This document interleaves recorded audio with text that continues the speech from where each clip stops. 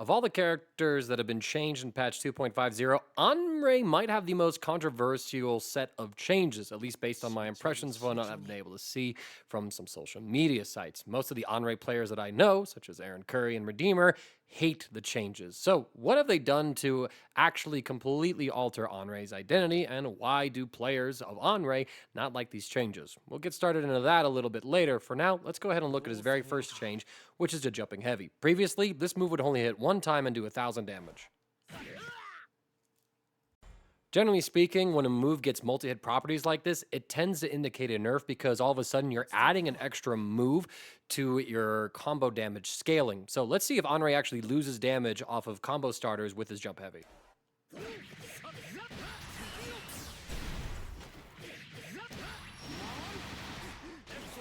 5,250 off of this combo here. Now there's a second attack to jumping heavy. Both hits do 500, totaling 1,000. This isn't a hidden scaling nerf either, as combos will still do the same damage on this jump-in.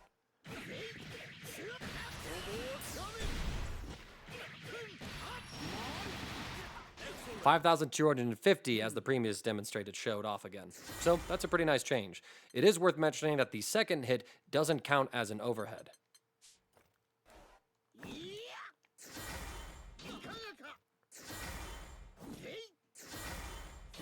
However, getting the second hit to come out can be a little tricky here. But as you can see, I think it's just namely there to make it a little more reliable to react to this jump in. It's a pretty odd change. It's also worth mentioning too that if you use his 7 spears, previously this would activate on the first hit. Now it will activate on the second hit. So if you only get the first hit to come out, you're able to preserve the spear usage here. And I wonder if this is the point of the buff. Either way, it's a little bit of a weird change, and I'm curious to see what Anre player is able to make of it. Previously, if you successfully block something with Arm the Bastion Advancing, and then you input another 5U, or if you inputted Evade, Anre would move forward again as if he was using the advancing version of the move. That's with the neutral 5U press right there. And as you can see, I refresh my momentum. And there, even though I did my evade, which is a in-place movement, Anre still advanced forward. So again, some weird little niche movement things here in the previous version. Now, if you cancel a successful Arm the Bastion Advancing into a 5U or an evade, Anre will stay in place.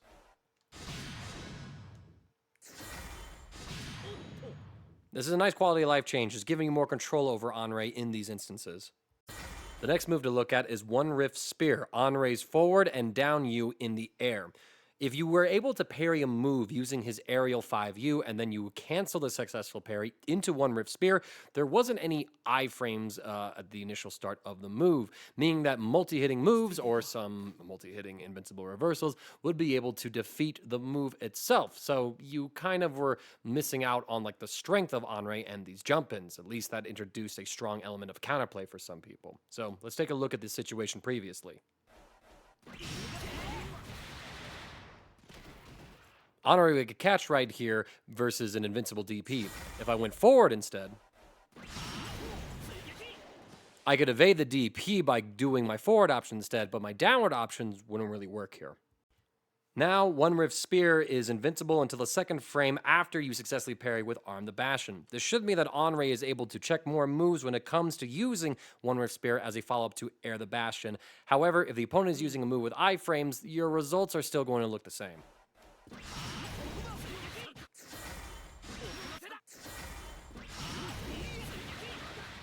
I got punished there instead of counter hit.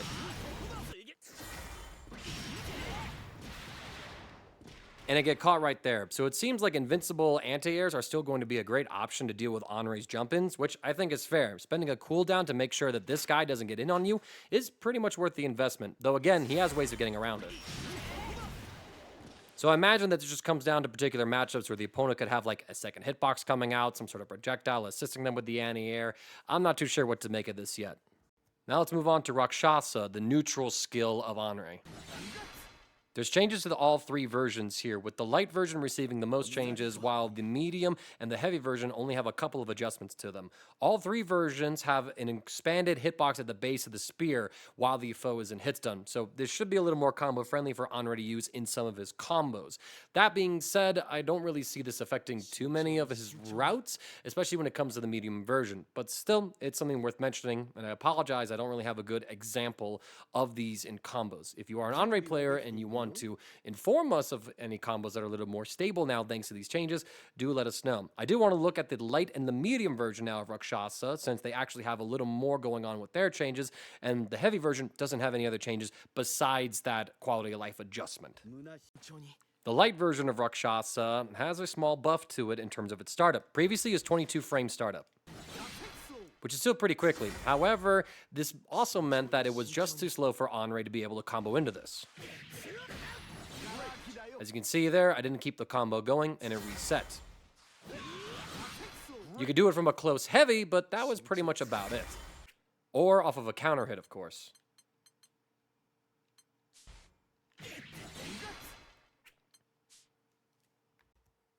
Light Rakshasa's startup has been improved. Previously it was 22 frames, and now it's 19 frame startup. This means it's a better poke from neutral at close range since it's a couple frames faster. It also means that Anre can combo into this move from his triple strike sequence. Pretty nice just to get a meterless knockdown and some corner carry. However, there's a very big nerf to it. And now we're getting into the changes that have most Anre players being very upset with this patch, and that comes to the light version of Rakshasa and its properties with how it interacts with other projectiles.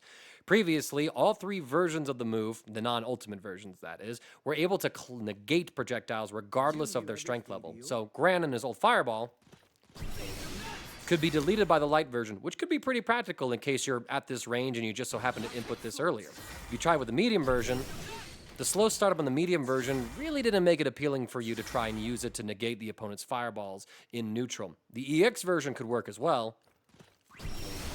It was fairly ideal considering previously it was the fastest version of this move, but that meant that you would put this skill on cooldown. So light version stood out amongst the other versions of the move for neutral cases because you could basically throw it out, and if the opponent was trying to zone you with a projectile, you would win in that war regardless of what fireball they threw at you. And this was a core part of Anre's game plan and one of the things that made him fairly unique, having strong anti-zoning tools. Now, Light Rakshasa no longer negates projectiles from ultimate abilities, skybound arts, or super skybound arts. So if you're trying to zone against the opponent with this move and they go for an option like this, Anre just flat out loses here. In order to negate projectiles, he has to go for his incredibly slow medium version or spend a cooldown on the EX version. Not really practical to beat this fireball with the medium version. Too slow there on the EX. And again, you have to preempt this as well. So it's just a little kind of sad to see where now Anre is a lot more reliant on his cooldown in order to negate various projectiles. But that's not all that's happened to Light Rakshasa. As if that wasn't enough of a nerf, against other fireballs, it now only clashes instead of negating them. So this means that if both of you throw a fireball at this range and you use that light version, Anre doesn't get a reward here. He simply trades. If he wants to beat a fireball, he has to invest into his cooldown by using the EX version. Again, you could try for the medium version. But, I mean, this is going to come down to chance. The medium version is so slow that this really isn't a reliable way of playing with a cooldownless neutral. On top of that, against multi-hitting fireballs, like some heavy fireballs, now you only clash with the first hit of the move. So this means that you'll actually lose against these fireballs. This is a pretty big nerf to Anre. Instead of him being a respectable mid-range anti-zoner archetype that, kind of zoned by anti-zoning the opponent, now people can actually throw out skills against Anre, and he has to invest in his cooldowns, meaning that there's power troughs for the character. Instead of him always being online and able to deal with any projectile that comes this way, he has to invest in a cooldown in order to say, this is my space and you can't contest it at all. Light Rakshasa has lost a lot of its utility. Sure, you can now combo into it from the triple strike sequence, but that is nowhere near enough compensation for him losing this much of ability. And we're going to see if Side Games and Arxis are able to successfully reimburse him for this nerf later on in the video. There is another change to Light Rakshasa, and it comes to the follow-up of the move itself. Previously, the knockback would leave the opponent a little close to Anre. Obviously, you would create some space, but the opponent wouldn't be put too far away. Even with the knockback here, you can maintain offense when you use this move up close. And at a distance, you can create space and hang around in this ideal range where you could still bully them with the light version of Rakshasa, thanks to its old projectile nullification properties. Now let's see the new lateral knockback on the follow-up here.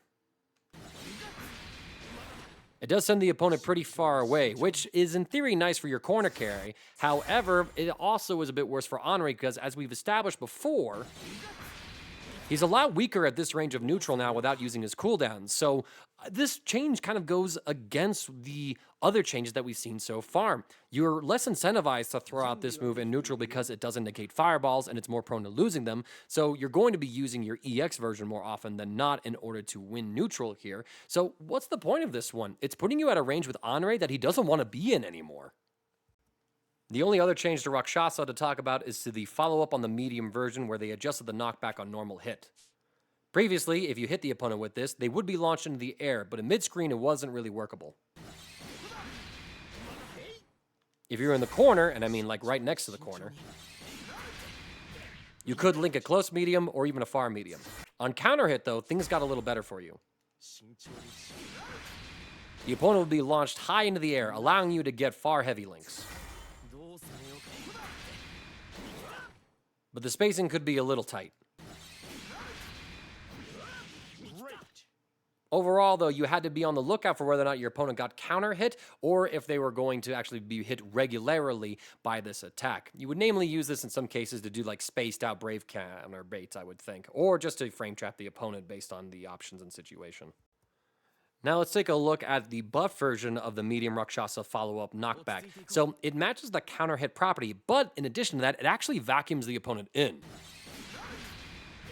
So now it should be pretty easy for you to always get a far heavy whenever this connects.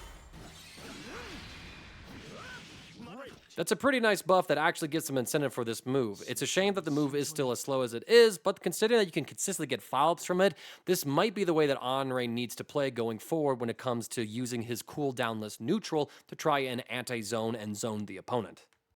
The medium version of Spiral Spear has a couple of buffs to it to actually give it some utility in Anre's combo structure. The damage has been increased. Previously, it did 750 damage. In addition to that, the opponent will remain on the ground. So, if you actually try to use this against the opponent, you didn't really get any follow-ups from this, as on hit, you were +1. And if you did any of its follow-ups, the light version left you at -1, so this was bad for even a standing reset tool. And if you did the medium follow-up, you didn't get a combo, neither after the heavy follow-up. So basically, this move had no real purpose in Anre's kit, not to mention the fact that it also just whiffed on crouching, which it still does in the current patch. Now, I did say that this buffed Anre's combo structure, but more like it just buffs the usage of this move overall to allow you to add on more damage. The move itself does 250 more damage at a base level, doing 1,000 instead of 750. You also just saw that it launches in a grounded opponent, allowing your follow-ups to actually connect against them. You can use the light version here to create some space. The medium version to keep the opponent relatively close to you, allowing you to run more close-range offense. Or the heavy version to get yourself better knockdown with the corner position, as well as a little more corner carry. So there's some utility here. It is only going to pop up when the opponent is standing, as it still whiffs on a crouching opponent. And it's not like all of a sudden you're getting pickups in the corner either.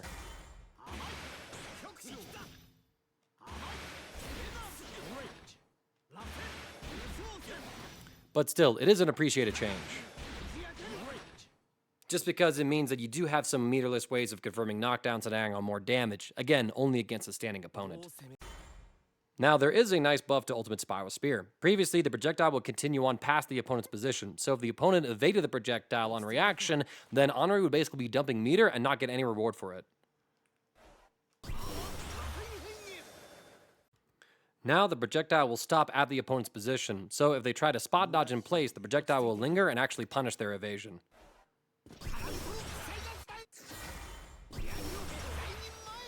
A pretty nice change, so instead, the opponents are going to have to look for other ways of dealing with this move. With the nerfs to the light version of Rakshasa and it no longer being able to neutralize any projectile, it seems that Cygames and Arxis wanted to instead buff Anre's ability to reliably deal with projectiles by nullifying them at the mid-range by buffing Astral Piercer, the medium follow-up attack to all versions of Spiral Spear. It's going to be that slam right there. We're going to go through all the changes together, and then we'll talk about the context of the changes later.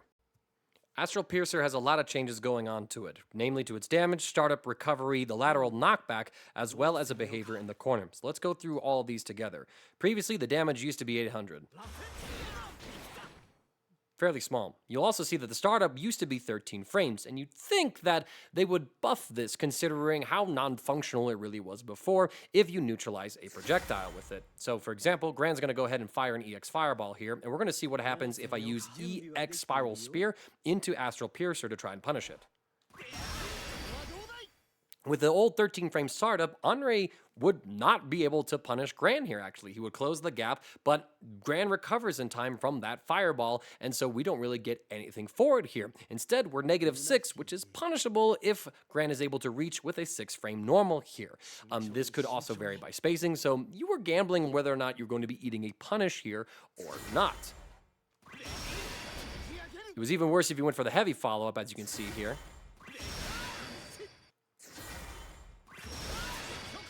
The light version would give you plus frames at the very least, so you didn't really see too many good options for getting follow-ups here. Of course, if the full thing comboed, then you were able to at least confirm this into a hit. But things could be a little bit finicky at times with the behavior. And of course, if you use other versions of the move, well then you were kind of gambling based on what strength of a move the opponent used against you. Safe to say that we can see that there was a lot of inconsistencies when trying to use Spiral Spear to be anti-zoning. Compare that to how Light Rakshasa used to work.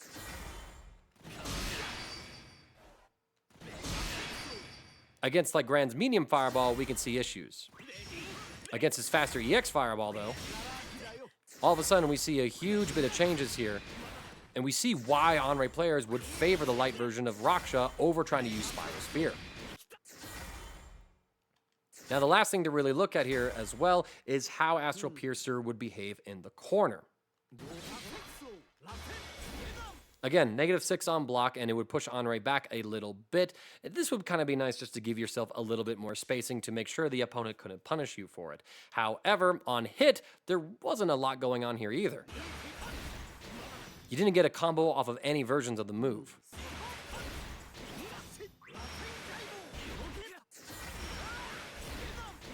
Even the EX version of the move.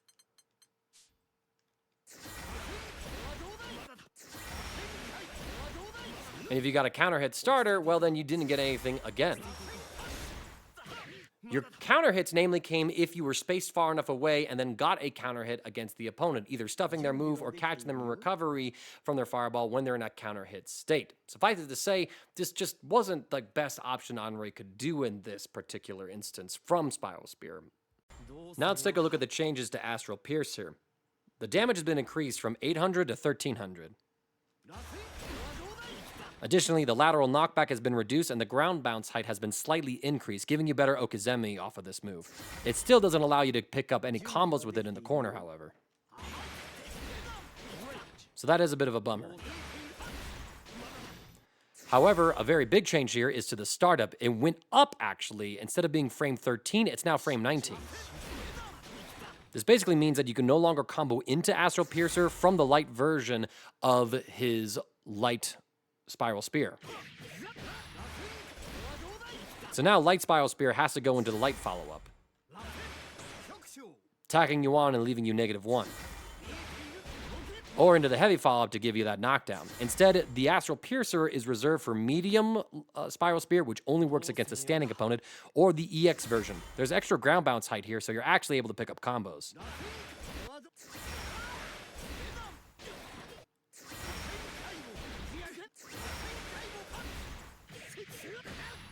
It took me a few tries to showcase it there, and I apologize for that. However, this also means that this isn't a compensation buff for losing the light version of Rakshasa's projectile nullification. Since this move does have that property, you'd think that you'd be able to go for this and get an extra chunk of damage and a pretty decent knockdown, but no, that's not the case at all here. Instead, the opponent can still block. Luckily, instead of being -6 here and punishable, Anre is -4, which means he is safe on block. He does give up its turn, but that's kind of it. The light version or the unique version follow-up to get closer to the opponent seem to be your best options here. But again, the negative version can leave you incredibly negative, and a savvy opponent can react to this. It's not like the light version punishes either. Again, Anre is losing a lot of his mid-screen gameplay because of the nerfs to light Rakshasa, and he's not really getting any buffs to compensate for it. He's very much playing around other tools right now and loses some of his best cooldownless features as a zoning character. Now we're getting into Mantra Wheel, which has a wheelhouse of changes to it. Let's start with the grounded light version. It's had a change to its travel speed and distance, as well as the lateral knockback adjustments. Previously, it was a fairly short-range move, taking about 3 to go full screen. Additionally, at some ranges, thanks to the knockback, the 4th hit could whiff at times. Now let's take a look at the increased travel speed and distance for light Mantra Wheel. Pretty significant, as you should be able to close the gap against the opponent a little bit more. And there's been some adjustments as well to lateral knockbacks, making it harder for the last hit to whiff. So you should get all 4 hits more consistently. A nice little small change here for Anre, but nothing too crazy. All 3 versions of mid-air Mantra Wheel, light, medium, and heavy, have some adjustments to their behavior against airborne opponents. Previously, it could be a little difficult to make all of these attacks connect against them. Since, based on the opponent's height, your projection, and everything like that, you wouldn't really be able to get all hits of this move out, limiting its utility when it came to comboing against an airborne opponent with air-to-airs.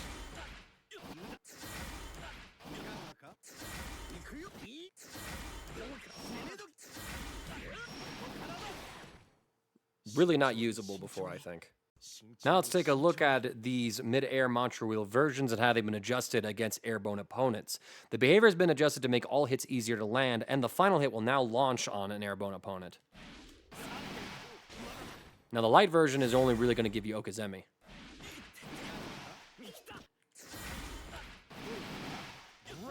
But it does lead to more consistent situations for Anre. The X version does give you some additional follow-ups, which is nice.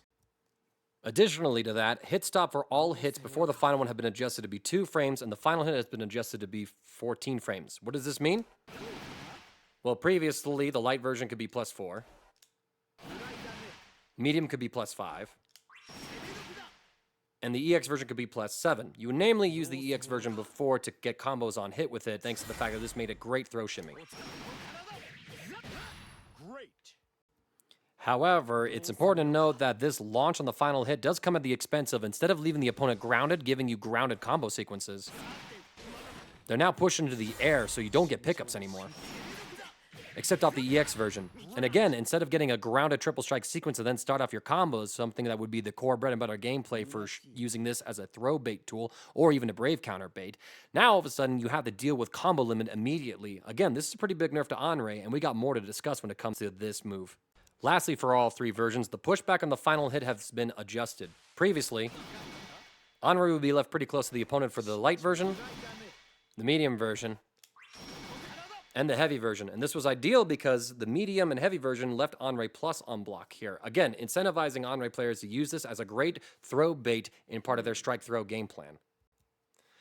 Now we have to look at what made Mantra Wheel mid-air so good before. This was an excellent throw and brave counter bait tool that if the opponent just blocked, you were still left in a pretty good situation. You were +0 here with RPS options to either go for jabs or counters or even a throw here. So, you would play RPS, but it felt like even ground before. If you did the medium version, you were +1.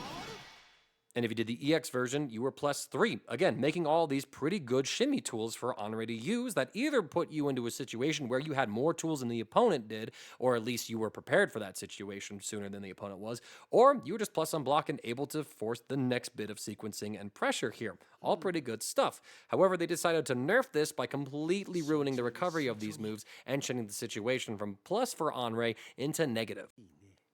But now for the coup de grace that really hurts this move's utility. The landing recovery has been increased. The light version has 3 more frames, the medium version has 4 more frames, and the heavy version has 6 more frames, effectively turning all of these moves into -3 on block. So now if Anre goes for this move as a throw bait of sorts, if the opponent just blocks, Anre gives up his turn. Let's examine the situation as well. The pushback on block has been increased for Anre, so that even though you're -3, you are outside of throw range. So the opponent has to choose between running up to you and trying to throw, or just starting their offense with a close normal if they're within proximity for that. But this is still a big nerf for Anre, because this used to be his bread and butter pressure tool. Running up to the opponent, going for an EX aerial monster wheel to then force plus frames. If you try to throw tech or brave counter, you just got a full grounded pickup. Now, if you do fall for it, he gets an aerial pickup that has to deal with combo limit. And if you block it, he gives up his turn. Let's examine the situation if the opponent blocks it. You are outside of throne range, as I did discuss, so you could theoretically, try to press here to deal with the opponent running up to you. But if they instead press a button here, well, you can't mash on them then, because you lose. If you use Arm the Bastion, if you're spaced out, it can work. But if you're point blank range them, the startup is too slow to actually deal with it here. You can use Light of the Spark,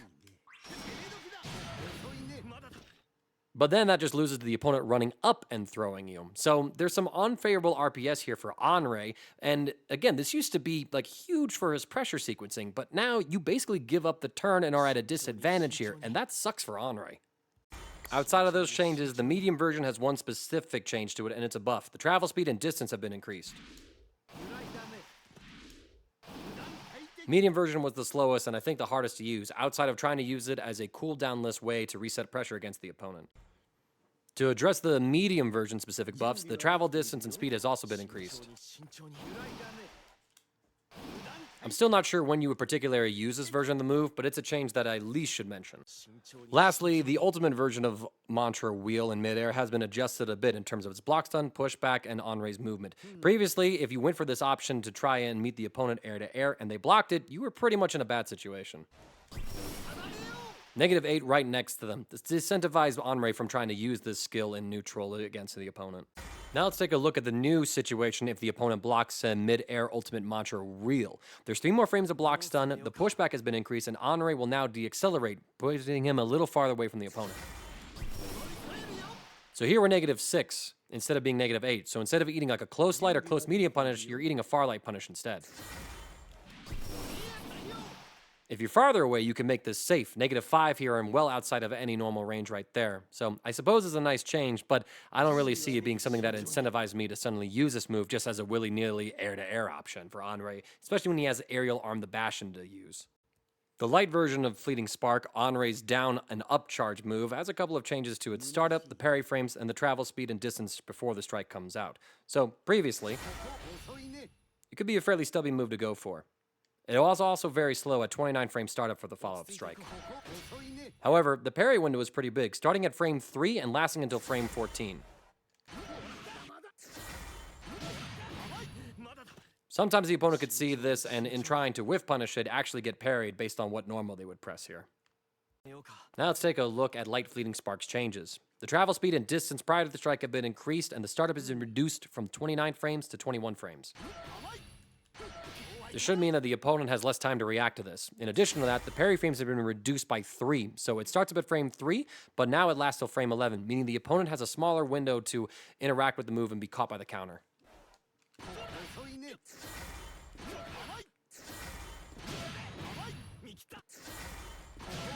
You do know that the follow-up is still going to be at the same timing. It just means that you're more likely to whiff punish something in case the opponent does whiff against it. But again, the opponent with a well-timed normal has more of an opportunity to hit you out of the follow-up before it comes out. Still, 3 less parry frames and frames less of startup means that this should be a little better for Anre more often than not. Sorry for the pauses, math is hard. The last set of changes to look at comes to Anre's install super, which is 7 Spears of Lightning. Previously, if Anre went for this move and the opponent was able to get a hit on him, Anre wasn't punished too much.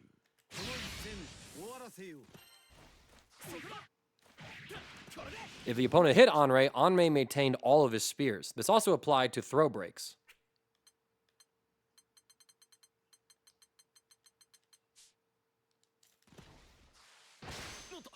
Anre would keep all of his spears on a throw break, even if he initiated it. Now, if Anre is hit during his super, he loses 2 of the spears. You'll note that this counts for each individual combo starter, not for each hit in the combo itself. This also applies to a throw break. So even if Anre goes for this option and the opponent defends correctly, Anre loses some of his offensive potential here. This really puts a damper on the usability of 7 Spears of Lightning. As if that wasn't enough, the combo utility for 7 Spears of Lightning has also been adjusted a bit. Previously, as long as you were able to reset your combo string by launching the opponent, Anre could potentially spend several spears in a single combo. There I was able to do 2 spears because I did 2U launching a spear, and then I was able to get a close medium, and because that was the first medium in that sequence, we were then able to fire away a second spear.